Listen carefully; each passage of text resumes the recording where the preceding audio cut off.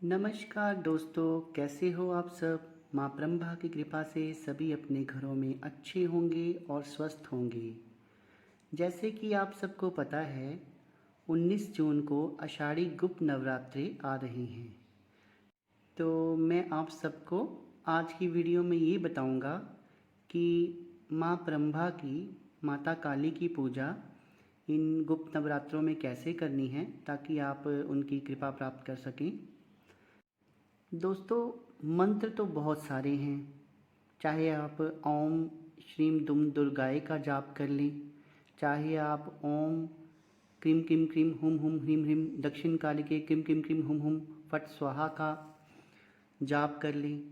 तो मंत्र तो काफ़ी सारे हैं माता के, लेकिन माता काली के बारे में ही मैं आपको क्यों बता रहा हूँ कि जो कालिके हैं, जो महाकाली हैं, उनकी पूजा हम कैसे करें नवरात्रों में। क्योंकि पूजा आप जिस मर्जी देवी की कर लीजिए, लेकिन साथ में सर्वप्रथम आपको माता काली की शक्ति तो प्राप्त होनी ही होनी है, ये तो निश्चित ही है। दोस्तों, इससे पहले कि मैं आपको संपूर्ण जानकारी दूं कि इन गुप्त नवरात्रों में माता काली की पूजा कैसे करनी है, इससे पहले मेरा आप सबसे निवेदन है कि जो भी मेरे इस YouTube चैनल सच्चे भगत पर पहली बार आए हैं, वो सब्सक्राइब बटन को प्रेस करके मेरे चैनल को सब्सक्राइब कर लें, बेल आइकन को प्रेस कर लें और ऑल पर सेट कर लें, ताकि मेरी आगे आने वाली वीडियोस का नोटिफिकेशन उन तक पहुंचता रहे और उनकी जानकारी बढ़ती रहे। चलिए दोस्तों, शुरू करते हैं।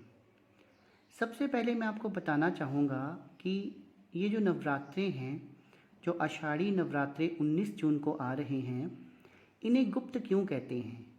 दोस्तों, इन्हें गुप्त नवरात्रे इसलिए कहते हैं क्योंकि इनमें गुप्त साधनाएं की जाती हैं और इन नवरात्रों में की जाने वाली साधनाओं का किसी से जिक्र नहीं किया जाता और गुरु सानिध्य में ये साधनाएं की जाती हैं। ज़्यादातर साधनाओं में मित्रों, जो 10 महाविद्या हैं उनकी पूजा की जाती है। इनके अलावा आप किसी और देवी देवता की पूजा भी कर सकते हैं। अगर आपके इष्ट कोई और हैं तो किसी भी देवी देवता की पूजा की जा सकती है, पर ज़्यादातर गुप्त नवरात्रों में 10 महाविद्या की पूजा की जाती है, उनकी कृपा प्राप्त की जाती है।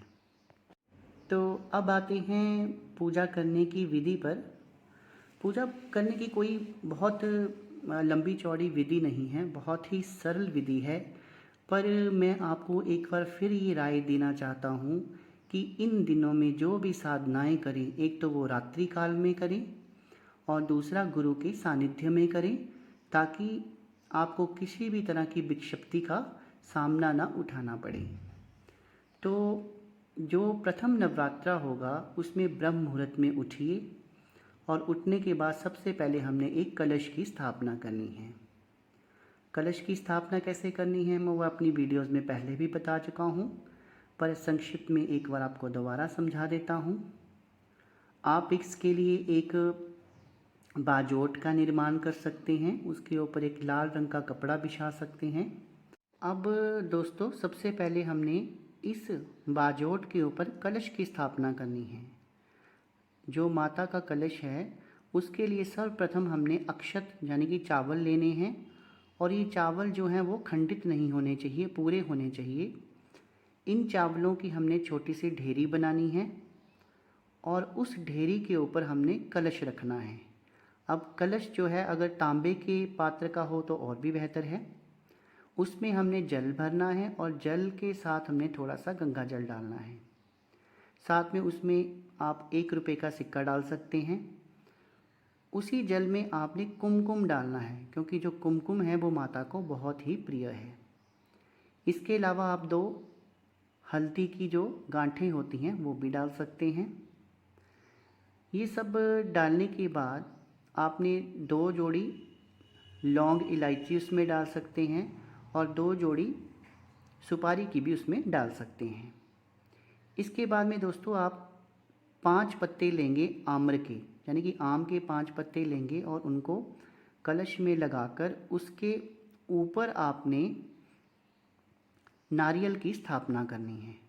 अब जब दोस्तों आपने नारियल रखना है तो उस नारियल को भी आपने लाल रंग की मौली के साथ जिस भी मंत्र का आप जाप करना चाहते हैं, मान लीजिए कि मैं ओम क्रीम कालिकाय का जाप करना चाहता हूँ, तो इस मंत्र से 7 बार उस मौली को घुमाते हुए लाल रंग की चुनरी को उस नारियल के साथ बांधना है और जो उसका मुख होगा वो हमारी तरफ होगा और जो उसकी टिप है वो माता की ओर होगी।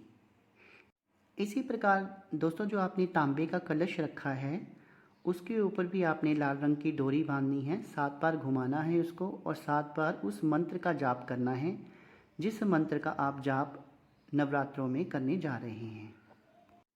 उसके बाद में दोस्तों, आपने माता की एक प्रतिमा या एक फ़ोटो उस बाजोट के ऊपर स्थापित करनी है और सुबह ब्रह्म मुहूर्त में ही आपने माता का धूप दीप करना है और उनके आगे कुछ भोग रखना है, सात्विक भोग रखना है और साथ में आपने संकल्प लेना है कि हे माता रानी, मैं इस पर्पस से या मेरा ये उद्देश्य है, इस उद्देश्य से मैं ये संकल्प लेता हूँ कि मैं तुम्हारा 11 दिन तक इतना जाप करूँगा। और उस संकल्प को लेते समय आपने हाथ में 1 रुपये का सिक्का और आपने कुशा और गंगा जल ये आपने हाथ में लेना है और संकल्प लेकर उसे धीरे से ज़मीन के ऊपर कुशा और 1 रुपये समेत उस जल को रख देना है। तो ये हो गया आपका संकल्प कि आप 11 दिन में आप कितना जाप करेंगे। दोस्तों, वैसे तो नवरात्रि 9 होते हैं पर हम इसमें 11 दिन का अनुष्ठान भी कर सकते हैं। नवरात्रों में जाप करने से और 2 दिन अधिकतर जाप करने से ये 11 दिन का लघु अनुष्ठान भी माना जाता है। माता को आप जो लाल रंग के गुड़हल के फूल होते हैं वो बहुत प्रिय हैं। ये फूल आप माता को अर्पित कर सकते हैं और नींबू की 108 नींबुओं की माला भी आप बनाकर माता को अर्पित कर सकते हैं। दीपक जो माता के आगे जलाना है वो आप तिल के तेल का भी जला सकते हैं, सरसों के तेल का भी जला सकते हैं और घी का भी जला सकते हैं। भोग माता को आप कुछ भी दे सकते हैं, क्योंकि मैं आपको अपनी पहली वीडियोस में भी बता चुका हूँ, ईश्वर केवल भाव का भूखा होता है। वो आपके भोग का, आपके पूजा का, आपके मंत्र का भूखा नहीं होता है। तो जो भी आप सात्विक तौर पर खाते हैं वो आप माता को चढ़ा सकते हैं। माता को आप खीर चढ़ा सकते हैं, उनको पेड़े चढ़ा सकते हैं, उनको मीठे पान चढ़ा सकते हैं, आप उनको अनार चढ़ा सकते हैं, क्योंकि माँ तो अपने बच्चों के प्यार की भूखी है, उनके भाव की भूखी है। अब दोस्तों, आपने क्या करना है, धूप दीप नैवेद्य आदि माता को अर्पित करके आपने एक आसन लगाना है। आप लाल रंग का आसन भी लगा सकते हैं और काले रंग का आसन भी लगा सकते हैं। रुद्राक्ष की माला से आपने जाप करना है। जो भी गुरु ने आपको मंत्र बताया है उसका अधिक से अधिक जाप करना है। इसकी भी कोई निश्चित संख्या नहीं है, कम से कम 51 माला या 108 माला और यथाशक्ति जितना जाप हो सकता है। इसमें कोई समय की सीमा भी नहीं कि आपको दोपहर को करना है या सुबह को करना है या रात को करना है। नवरात्रों में आप किसी भी समय माता के मंत्रों का जाप कर सकते हैं। एक राय दोस्तों मैं आपको देना चाहूँगा, जब तक गुप्त नवरात्रे नहीं आते हैं और आप माता के मंत्रों की चैंटिंग स्टार्ट नहीं करते हैं, तब तक आप ओम नमः शिवाय ओम का जाप अपनी माला के ऊपर कीजिए और माला को पहले गंगा जल से शुद्ध करना ना भूलें। दोस्तों, ओम नमः शिवाय ओम के जाप से क्या होगा कि आपका ऑरा स्ट्रांग होगा और अगर आप में थोड़ी बहुत कोई नेगेटिविटी है वो भी निकल जाएगी और आप माता के मंत्रों के जाप के लिए सक्षम हो जाएंगे और आपको कोई ना कोई सिद्धि प्राप्त होना निश्चित ही है। और साथ में जब आप गुप्त नवरात्रे रखेंगे तो आप माता की नवरात्रों में व्रत भी रख सकते हैं और अगर आप व्रत नहीं रख सकते तो आप दिन में केवल मीठी चीज़ का सेवन करें और शाम को एक समय भोजन कर सकते हैं। पर आप इस चीज़ का ध्यान रखिएगा कि उसमें आप प्याज और लहसुन का इस्तेमाल ना करें। अब दोस्तों, एक और महत्वपूर्ण जानकारी आपको देना चाहूँगा। जब 11 दिन का आपका अनुष्ठान पूरा हो जाए, आप एक निश्चित मात्रा का जाप कर लें, उसके बाद में आप ऐसा कीजिएगा, 11वें दिन आप जां तो एक छोटा सा हवन कर लें। जितना भी आपने मंत्र जाप किया है उसका दशांश हवन कर लें। और अगर आपको ये नहीं पता है कि हवन कैसे करना है, इसके ऊपर मैं एक अलग वीडियो बनाऊंगा। तो आप उस हवन में जो खर्चा आता है उसे किसी मंदिर में किसी पंडित को दे आएँ और उन्हें बोलें कि जो आप हवन करेंगे उसमें मेरा भी योगदान डाल देना।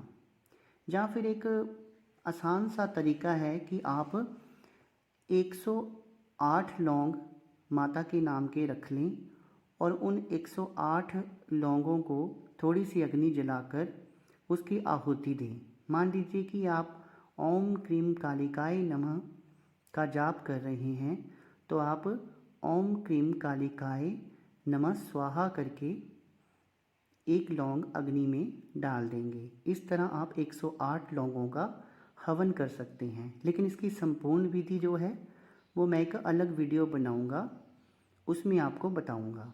तो दोस्तों, गुप्त नवरात्रों में हमें पूजा कैसी करनी चाहिए, उसके बारे में जो जानकारी मैंने आपको दी वो कैसी लगी, कमेंट सेक्शन में कमेंट करके ज़रूर बताना। और मेरी वीडियो अगर आपको अच्छी लगी हो तो उसे लाइक कर देना और ज़्यादा से ज़्यादा शेयर कर देना, ताकि गुप्त नवरात्रों में हमें पूजा पाठ कैसे करना है और सिद्धियों को कैसे प्राप्त करना है, इस चीज़ की जानकारी ज़्यादा से ज़्यादा लोगों तक पहुंच जाए। धन्यवाद मित्रों।